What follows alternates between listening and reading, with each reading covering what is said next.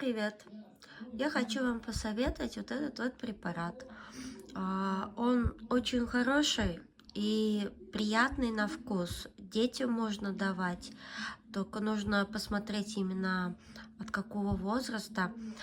Если прям очень-очень сильный кашель, прям сухой-сухой, можно его принимать как комплексной терапии. Вот, так как это лекарственное растительное сырье, и от него никакого вреда не будет. Вот, можете употреблять сами, когда, допустим, вот у вас идет ОРВИ, и еще плюс сильные приступы кашля, можно вот попробовать его. Он недорогой, в зависимости от того, какой вы именно препарат возьмете, но